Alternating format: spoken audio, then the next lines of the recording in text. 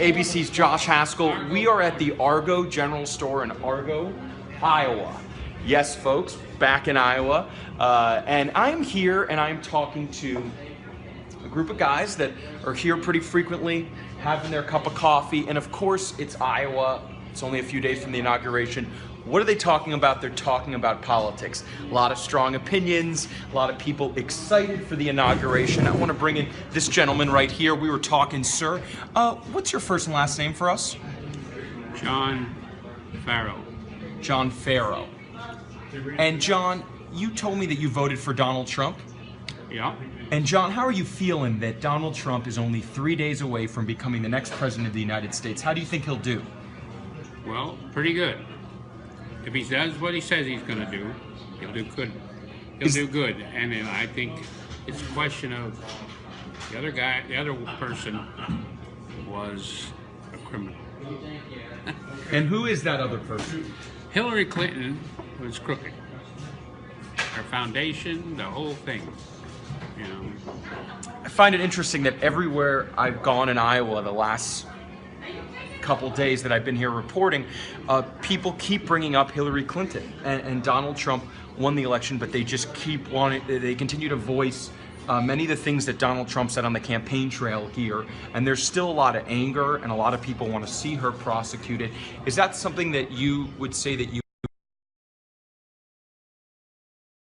I doubt that'll happen. And why is that?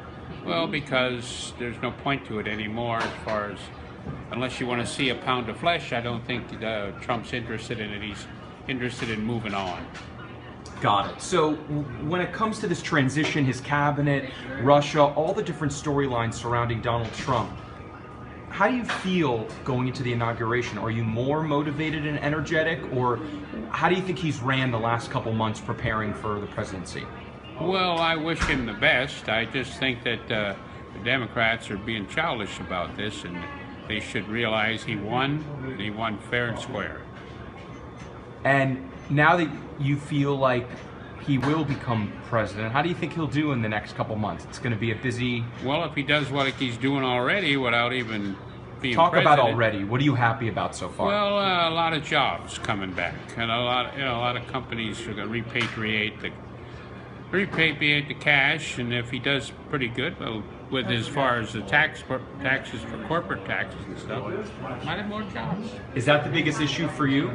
No, I didn't like Hillary's gun stance. I didn't like Hillary's abortion stance, Planned Parenthood. You could name a whole thing, and I just think that woman had no integrity. What about you, sir? You also told me that you voted for Donald Trump. Dan Dirksen, correct? Correct. Dan, how do you think Donald Trump has run this transition? Has it made you more excited or maybe a little nervous? What do you think about his cabinet? How are you feeling going into the inauguration? At this point, I don't know a whole lot about the people that he's picked. I'm hopeful that he's picking good people. I like his vice president and what he stands for, and I'm more for a couple of the issues than I am for the person. I'm anti-abortion. I don't like to see my dollars paying for Planned Parenthood, and I'm also very pro-Second Amendment, and I feel that those are two of the main issues that I'm hopeful that he'll appoint somebody to the Supreme Court that'll change these things or maintain the rights that we have currently under the Constitution. You said that it's more about the issues for you than it is about the person. What is it about Donald Trump as a person that may concern you or worry you a little bit? Well, he's a loose cannon. Who knows about him? But I'm just hopeful that his Supreme Court appointments are the main concern that I have. When you say that he's a loose cannon, though, how do you think he'll deliver that speech on Friday? I don't really care. I don't know.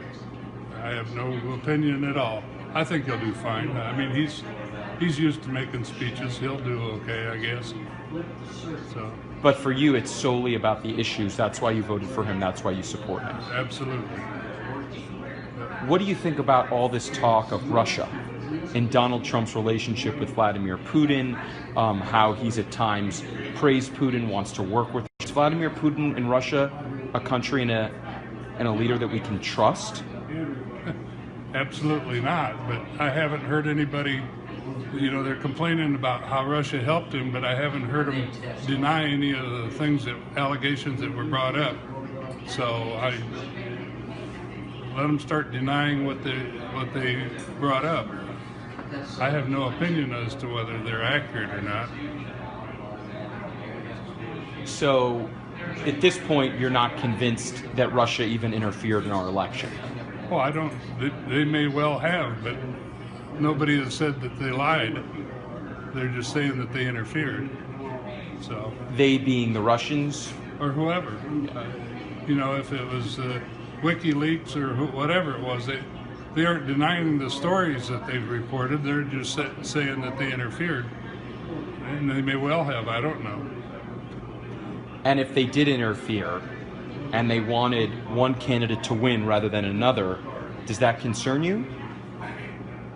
Well, since the guy I wanted in got in, I guess it doesn't.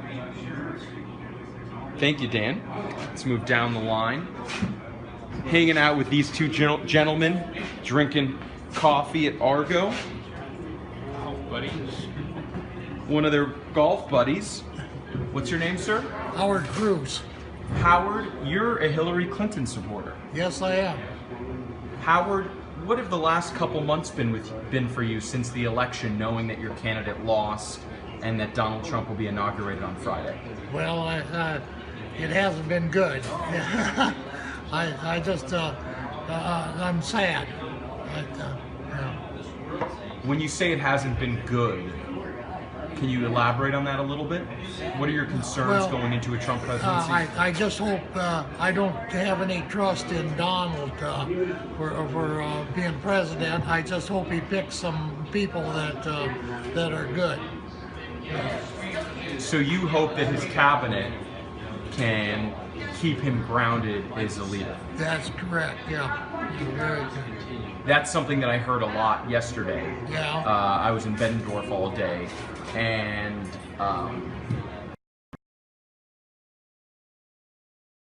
I was saying I was in Bettendorf, Iowa yesterday, and I heard from a number of different Trump supporters.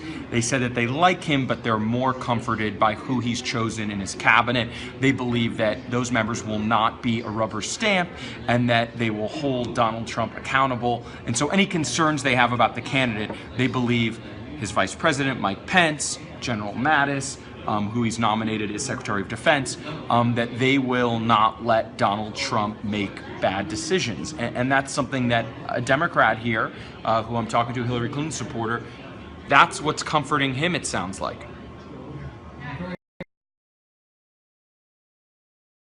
Yeah. And as far as dismantling Obamacare, that's just too bad. Yeah, he worked and got it going, and I wish they'd continue on with that and just make it better. So the Obama legacy and what he did is definitely in jeopardy. And some voters told me yesterday they fear that the next 4 years is just going to be working to reverse what Obama did, and that actually a lot won't change or a lot won't get done. I believe that, yeah. What about you, Dan? Do you believe that? I don't have an opinion on that because obviously it's a very complicated situation, and I think that we need to be more open about it. You can't vote something in and not know what's in it, and that's apparently what happened. And I'm hopeful that they come up with something good, but time will tell on that. And none of the promises were kept, as far as keep your own doctor, your own hospital. You're going to save $2,500 on your premiums, and what ends it up, you're paying thousands more. and it can't go on like this because it's bankrupted. You know, and I mean, depending on the young people to pay the freight is not working out. One of the reasons is they'll pay the fine rather than pay the premiums for not. When most people didn't even get insurance till they're around 30 years old because they're healthy and pretty healthy.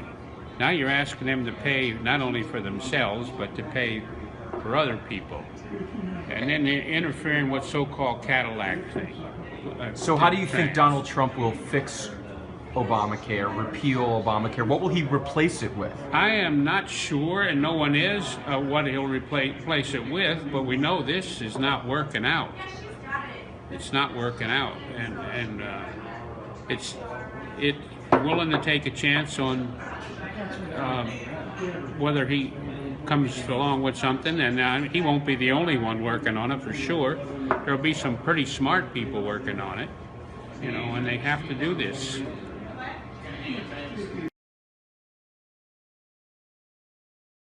That there's a lot we don't know. He told the Washington Post a couple days ago, insurance for all, but we just don't have those details, we don't have those specifics, we don't have his plan on how he'll combat ISIS. It doesn't seem, though, that at this point, you gentlemen who support Trump are too concerned about that. No. I'm not concerned about one single payer. I'm against single payer. But I think that even if he starts out small, like allowing it across state lines, buying your insurance across state lines, things like that, small parts, and you know, and build it, take care of one thing at a time. You can't just say it's over and not have a plan. So I imagine they'll have a plan. I'm not concerned there. What about you, sir? I don't really have much of an opinion. I think that it's too complicated to just, you know, obviously they're not going to cut it out without replacing something. So hopefully they do a good job of it, and time will tell. And I have a feeling that your thoughts are a little different. Yes, I just hope that if they replace it, they have something to take its place. I'm very concerned about that, and so are the 30 million people that have signed up for it too. And at this point, there is not a replacement, but the timetable seems like it's moved up, and it's not something that President-elect Trump wants to wait on or sit on. He wants there to be something in place. We just don't have those details yet. Yeah, that's correct. Yeah. So I just hope that they carry through with it. Yeah. The inauguration's on Friday. I know that you're a Hillary Clinton supporter. Are you going to watch it? Yeah, I probably will. Yeah, I'll sit back in my recliner and watch it. I was to a Trump rally about a year ago when he came in, just to see how it was, what the circus was like. And it was like a circus. Did you enjoy that? Yeah, I enjoyed going to it. I went with my son and his friend, and enjoyed going to it. I'm a Trumpeteer. My son voted for Trump, and he got the badges that says I'm a Trumpeteer. What is a Trumpeteer exactly? I have no idea. It was something they made some more money off it. There's